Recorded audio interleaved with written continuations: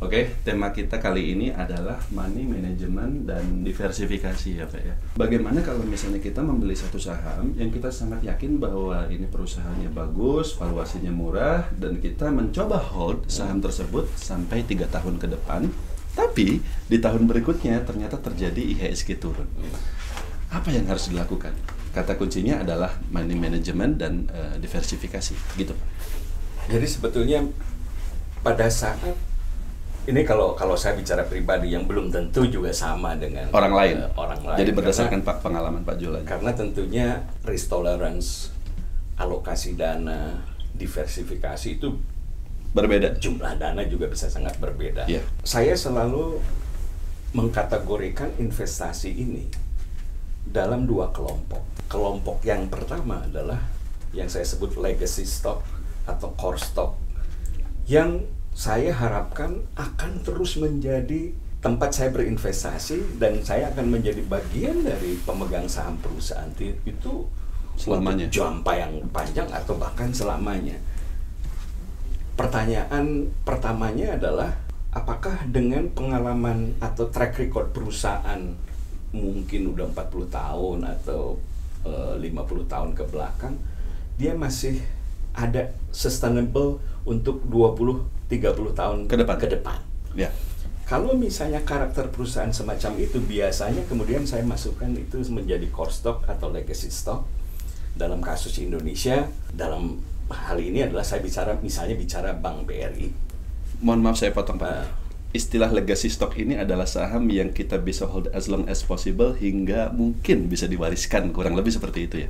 Bukan? Ya sama seperti kita punya perusahaan yang memang perusahaan itu tumbuh terus-menerus, cuman ya. Bedanya kalau di pasar modal itu kan bukan milik kita 100%, tapi beramai-ramai dengan kita punya investor yang lain, ribuan atau puluhan ribu yang lain. Iya. Oke, legacy stock. Itulah legacy stock. Sehingga dan banyaklah kriteria investasi yang kita bisa gunakan untuk melakukan screening apakah perusahaan tersebut kita bisa masukkan di dalam kategori legacy stock atau core stock. Dalam kenyataannya, bahkan perusahaan-perusahaan semacam ini tidak bisa lain kecuali mengikuti pergerakan yang terjadi di pasar.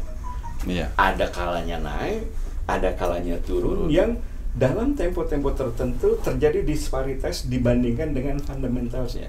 Iya. Misalnya saya kan pernah bicara soal Bank BRI di Stockbit, meskipun saya anggap ini perusahaan yang merupakan bagian dari legacy stock. Tapi pada saat pasar lagi euforia, sahamnya juga naik tinggi, jauh lebih tinggi dibandingkan dengan kinerja yang dia bisa tunjukkan. Ya. Saya masih ingat kan bulan-bulan Januari itu harganya naik ke 3.700, 3.900, naik 45% dalam tempo 1 tahun. Sementara kinerjanya tahun 2017 hanya naik kurang lebih 15%. Kinerja dari sisi kenaikan equity? Earning per share, ya. Kinerja perusahaan itu kan salah satunya kita bisa lihat pertumbuhan dari earning per share-nya. Ya, EPS-nya. Pertumbuhan earning per share-nya 15%, sementara harganya sudah melebihi kemampuan perusahaan meningkatkan usahanya. Ya. Karena pasar lagi euforia. Ya. Mungkin asing sedang suka masuk ke Indonesia. Itu yang terjadi pada saat IHSG naik ke 6.600. Saya nuliskan di Stockbit. Kalau misalnya pergerakan harganya sudah melebihi kemampuan perusahaan meningkatkan kinerjanya, itu tandanya memang pasar sedang sukacita, sedang euforia. Kalau sudah euforia, tidak ada hubungannya lagi dengan valuasi. Sama seperti halnya kalau pasar sebaliknya, sebaliknya ketika lagi turun. Perusahaan yang baik harganya juga pasti turun. Jatuh. Meskipun kinerjanya tidak ada hubungannya dengan penurunan harga ini. Iya. Nah, dalam hal core stock seperti ini, kalau terjadi euforia semacam itu, kadang-kadang saya menahan diri. Jangan dulu. Karena pertanyaannya simple, apakah price yang kita bayar sesuai dengan value yang kita bisa dapatkan? Ya. Price adalah harga yang kita bayar. Value yang kita terima adalah apa yang bisa ditunjukkan oleh perusahaan. Yeah. Nah, kalau misalnya value yang kita bisa dapatkan lebih besar dibandingkan dengan price yang kita bayar, itulah kesempatan kita. Itulah pada saat terjadinya koreksi di pasar. Di pasar.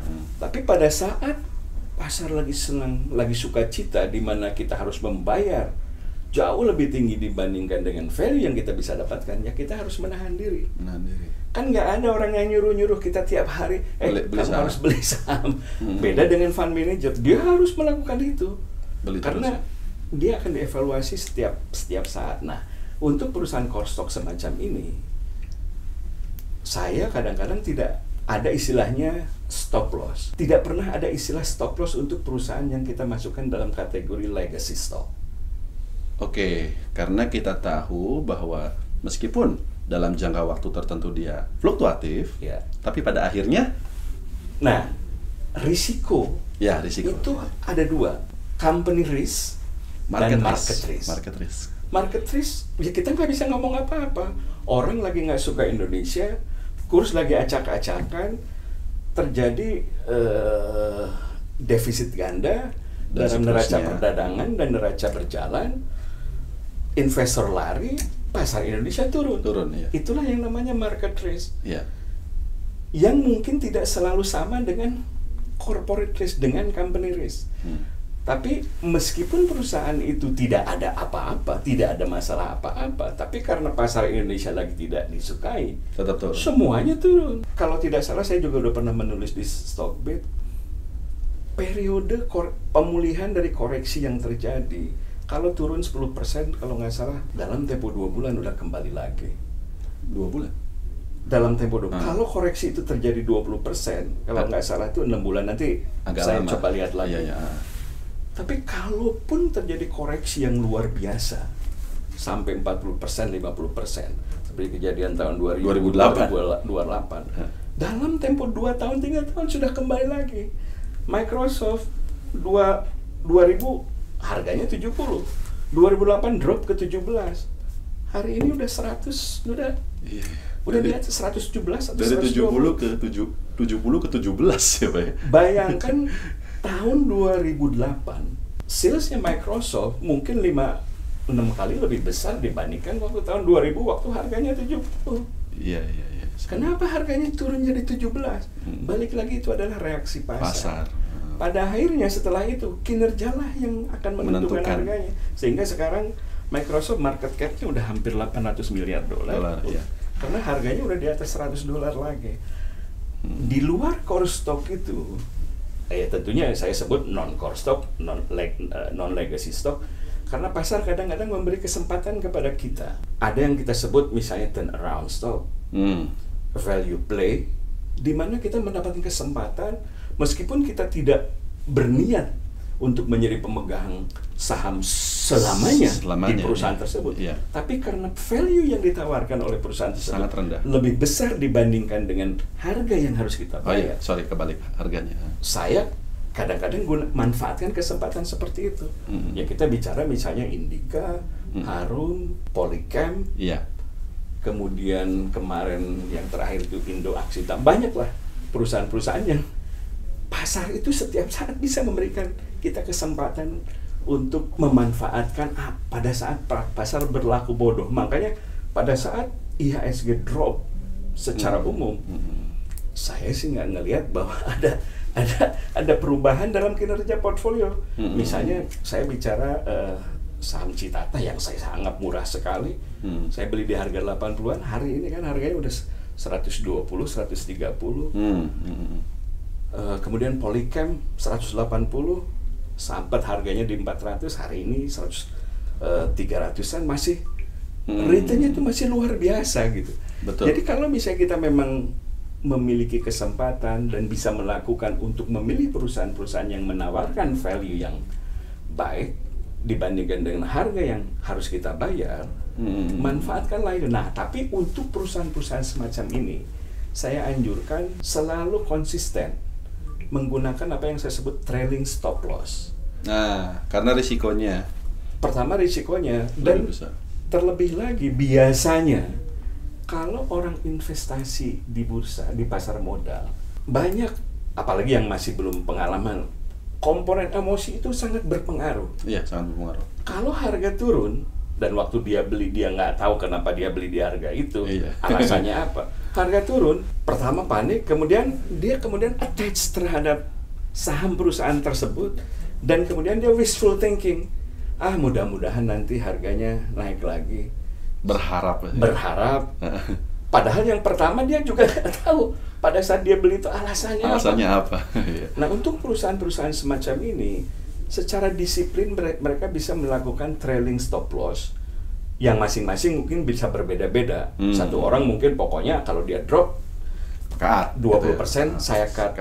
Mungkin buat satu orang 25%. Jadi dia sudah mendisiplinkan dirinya bahwa maksimum kerugian yang saya bisa toleransi adalah 20% atau 30%. Tapi bukan direct cut loss yang saya sebut trailing stop loss yang disesuaikan dengan pergerakan harganya. Jadi kalau dia beli harga 500, kalau harganya naik katakanlah 20% deh dia trailing stop loss-nya. Kalau 20% berarti kalau turun ke 400 dia udah cut. Tapi kalau harganya naik 600, maka trigger untuk stop loss-nya akan berubah. Bukan lagi di 400 tapi 500-an. Berarti masih profit ya. Nah, mendorong kita untuk mendisiplinkan diri, menghilangkan komponen emosi di dalam keputusan kita gitu. Ya. Intinya berarti kalau kita bicara diversifikasi harus ada dua macam saham ya. Yang satu yang legacy. Oh, bukan itu. Kalau itu kelompok saham. Yang saya maksud dengan diversifikasi, dan ini buat orang juga bisa sangat berbeda pengertian diversifikasi. Diversifikasi itu adalah kita mengharapkan kalau misalnya ada satu komponen aset yang performance-nya turun, ini bisa diimbangi oleh komponen aset yang lain yang bisa smoothen out penurunan ini. Mengimbangi. Misalnya, katakanlah pada saat penurunan kurs semacam ini, saham-saham perbankan turun, ya. Mungkin kalau orang itu juga mengalokasikan sebagian asetnya itu dalam saham-saham pertambangan yang revenue-nya di dalam dolar, sehingga dia bisa berimbas positif, maka dia bisa menyeimbangkan penurunan yang terjadi di saham yang dia miliki akibat penurunan kurs rupiah. Itu yang salah satu contoh. Tapi buat orang yang lain, diversifikasi itu mungkin katakanlah selain saham di Indonesia, dia juga mengalokasikan dananya untuk saham di luar Indonesia. Sehingga waktu saham di Indonesia turun, di pasar yang lain mungkin naik. Sehingga secara keseluruhan portfolio dia seimbang atau bahkan bisa lebih tinggi dibandingkan kalau semua fokus dananya itu di Indonesia saja. Tapi kan tidak semua orang bisa melakukan itu. Makanya saya agak sungkan juga untuk berbicara hal-hal semacam ini. Tapi buat yang katakanlah fokusnya di Indonesia, itu yang tadi saya bilang, katakanlah dari kelompok saham yang ada di Indonesia, dia pilih mana yang, jadi kalau satu zig, yang satu zeg. Jadi begini semua. Naik gitu. semua atau turun semua gitu ya. Itu yang tadi saya katakan. Secara jelas kita bisa melihat bahwa dalam 10 bulan ini meskipun IHSG drop luar biasa, ada dua sektor ini. Dua sektor itu naik gitu. Jadi kita intinya ya jangan di satu sektor lah ya seperti itu gitu.